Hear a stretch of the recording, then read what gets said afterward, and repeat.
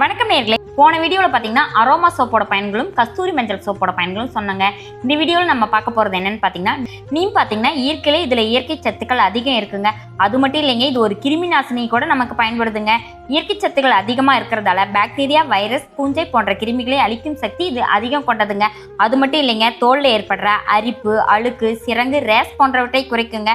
முகத்தில் வரக்கூடிய முகப்பரு, கரும்புள்ளிகளை குறைக்கும் சிறந்த இயற்கை மருந்தாக இது பயன்படுது. தோலில் ஏற்படுற எண்ணெய் சுருப்பியை இது கட்டுப்படுத்துங்க. தோலை நல்லா ஆழமாகவும் சுத்தப்படுத்தி தூசு மற்றும் கிருமிகளையும் இது நீக்க உதவுங்க.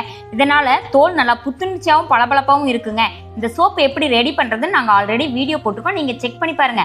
அப்படி இல்லைன்னா கீழே கொடுத்துருக்க எங்களோட வாட்ஸ்அப் நம்பரை நீங்கள் தொடர்பு கொள்ளுங்க. நாங்கள் உங்களுக்கு டோர் டெலிவரி பண்ணி வைக்கிறோம்.